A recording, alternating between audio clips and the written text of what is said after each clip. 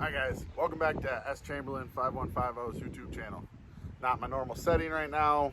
As you can see from my last video, I smacked a deer on my Harley at 50, 60 miles an hour, ended up laying it down, broke my knee, and now I got this sweet walker and knees all bandaged up and everything. So just keep the channel rolling. My buddy Charlie Rock, who was on the trip with me, that he's been in a ton of the previous videos. He did a little filming in the shop, so just bear along with us. Just trying to keep a little content up for you guys and everything, and then just stay tuned and watch what's going on.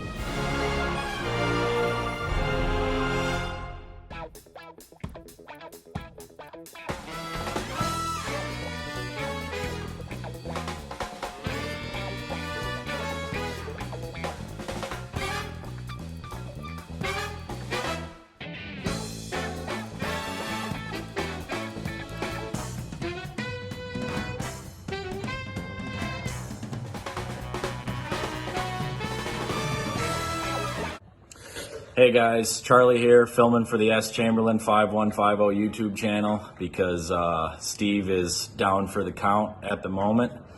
Today, what I'm going to do is do a walk around of the shop, kind of see what I have for projects in here right now, and sadly, we're going to do a walk around of the totaled cop bike also. I had the bike together for 10 days. It made it 1,450 miles and it went end over end 5 times. Fortunately and unfortunately, I didn't get to see it happen. I wasn't riding the bike at the time.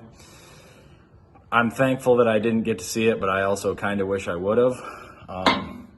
So we'll start right in on that and I'll show you the carnage. Also, I think Charlie missed the memo that I always film this in landscape mode because he's all vertical and everything, but whatever, bear with us.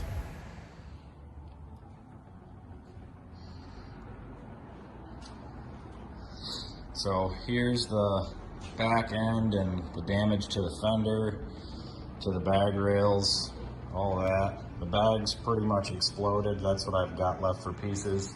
And there's still some pieces laying on the side of the road in New Hampshire. The pipe and the side covers made it out okay, but pretty much everything else is junk. The Bung King bars and risers, I think only the bars bent. I'm not sure on the risers yet. I'm still waiting on insurance to tell me I can start tearing it apart and working on it. But the tank took a couple of pretty good hits, one up top and one down on the bottom there. Hit hard enough to literally break a passing lamp right off of it. So that was cool.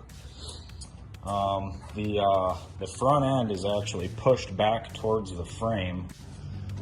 If you see, you're not supposed to be able to do that.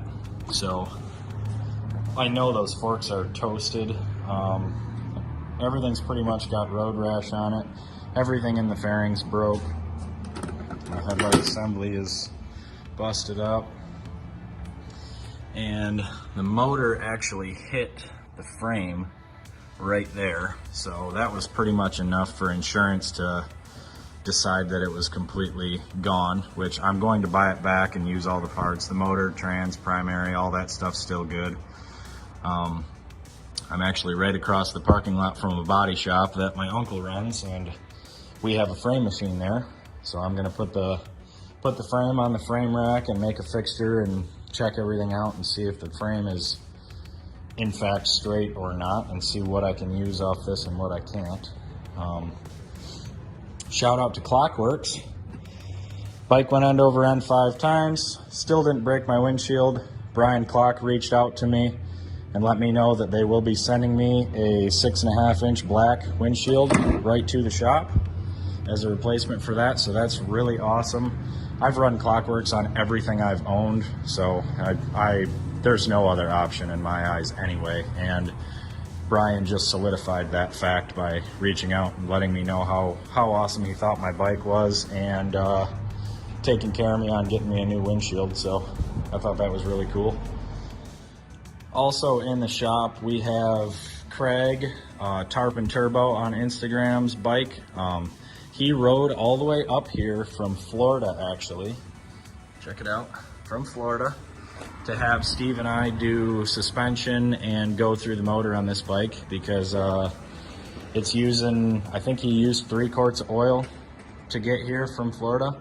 So it's definitely going to need some attention. We're doing a Nix 30 kit on the front and the 25.5-inch Dyna tubes in gold that King Tony Stunts sent up here. And we're also doing some Öhlins, I believe they're 044s.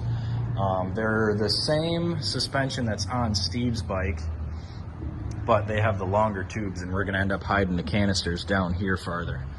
And unfortunately for you guys, that is all you're going to see of Steve's bike, because we're not going to release any pictures and footage of some crash damage on that one yet. So that will be for another video. I'm excited to get starting on Craig's bike here. We're waiting on a couple more things.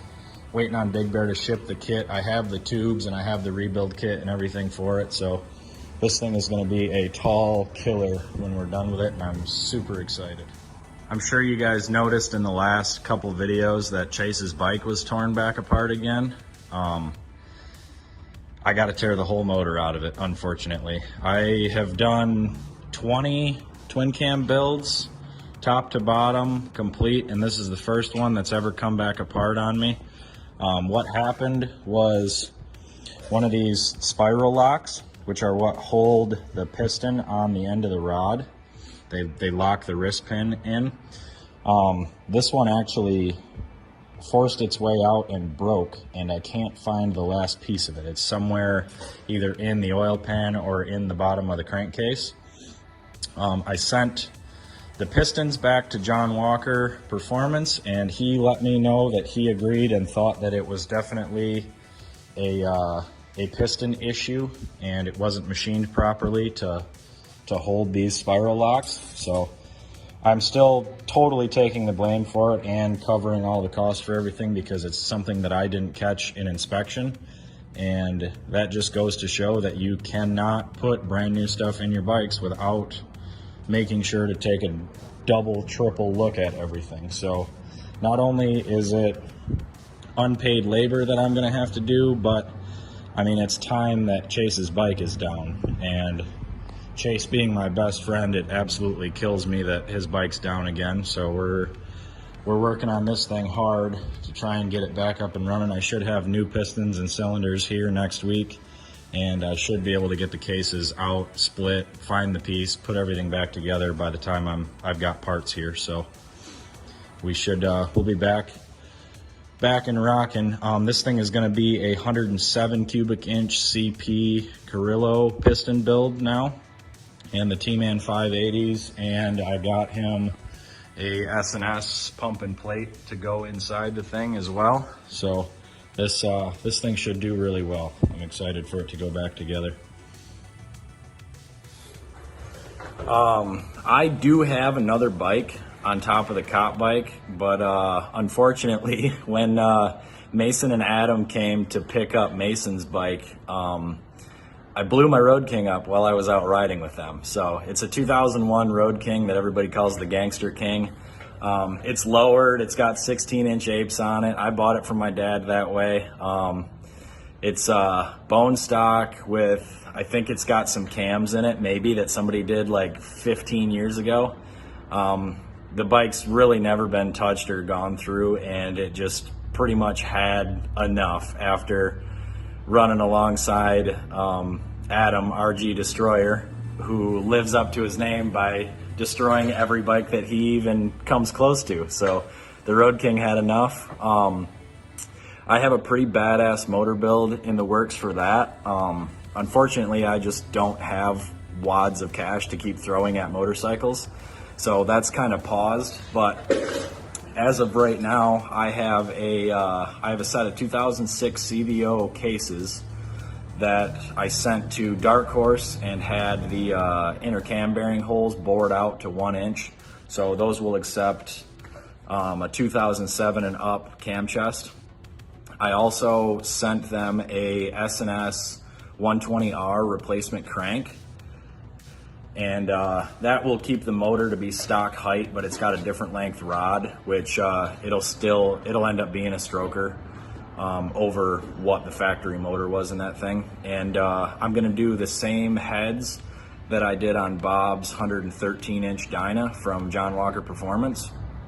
I also have a set of Cyclorama 630 cams that are going to go in it, and the sweet spot on those really seems to be about 11.5 to 1. So the total build will end up being 122 cubic inch, about 11.5, 11.7 to 1, 630 cam, just bulletproof bottom end from Dark Horse, Timken. And I can't decide if I want to do a carb swap on that bike because it's a Morelli fuel injection right now, which definitely is not staying. So I'll either do a Mikuni 48 and do like a Dynatech ignition and make my own kit for that, or I've been on the lookout for a 2002 to 2007 Road King wiring harness with an ECM. Then I'll run cable drive throttle and keep the cable drive throttle still, but I'll be able to make it Delphi EFI, send it over to Mark Rossetti at Watts Audio and Cycle in Farmington Hills and get it tuned up. And that thing is gonna be a monster. I'm about halfway done with it. I have the bottom end done, which is a fairly expensive part of it, but I still definitely have some money to spend on buying pistons and cylinders and heads. I have everything all planned out. I just need to save some cash and implement it now. So we'll insert a picture of the Gangster King right here.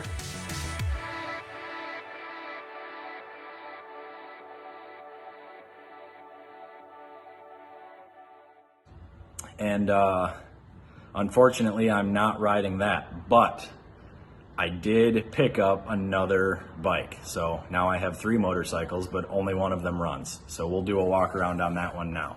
This is a 2007 Road Glide. If any of you follow me on Instagram, at Charlie Rock, there's, I think, underscores in between, or on the front and back of the name. So if you follow me on Instagram or are friends with me on Facebook, I had this bike for sale probably about April. It belonged to a family friend of ours. My dad actually purchased this bike brand new in 2007 from Hot Rod Harley in Muskegon, where I used to work, and sold it to somebody, and we ended up finding it, and our buddy ended up buying it back. I went through it and pretty much built the whole thing, not last winter, but the winter before. It's got a progressive cartridge kit in the front. I did a 2008 and up brake upgrade on it, so it's got Harley full floating rotors and the good Brembos on it with the red screens. It's got a John Walker 103 in it. Pretty typical for me to use John Walker. He's pretty much the only guy I've used for the last 3-4 years now on head work, and I've never had to send a set of heads back. I've never had an issue with any of his work, and it's always done exactly what he said or better. This one has a comp cams, 3103 cam in it, Keith Black 30 over 103 pistons. John's headwork, he calls it the CR head package actually, which is a stock throttle body, but it's still a CNC port. With the Fat Cat, the bike did 111, 120, so it's definitely a runner, and it does very well. I went through the trans, I went through the primary. It's got a Screaming Eagle comp in it, new clutch hub bearing, Barnett clutch. It's got all LED lighting, the Lucky Dig seat, bunking, bars and risers, which I really do love. Pretty much the same setup I did on my cop bike. I think mine were about an inch taller. Clockworks windshield again. It's the only windshields I ever run on anything. Some Hogworks headlights. This bike is a turnkey, just budget performance bagger. Runs really strong. I would not hesitate riding this bike across the country, so I was very happy that I could pick this up and have something to ride to the up north camp out, have something to ride to work, have something to ride around well.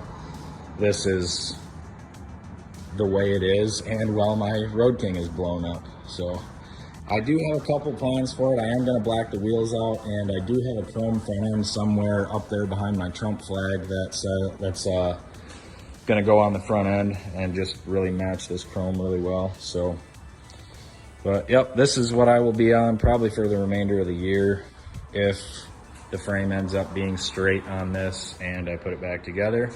If not, I'm going to put all the parts on the shelf and keep riding this until I find an old Grandpa Ultra to give the Rock Cycle Service touch to. So that's what I'll be on. So if y'all made it to the end of the video, I appreciate it. It's awesome. Like, comment, subscribe. Stuff happens, man. We'll just make the best of it and everything. If you want to show a little bit of support, go to my website, Screaminspeednfab.com. I'll put a link down below, and buy a shirt, buy a sticker pack. I got my KTFU sticker packs. Stuff happens. I appreciate your guys' support and love and everything within this channel, and let's just keep on doing cool stuff. Thanks.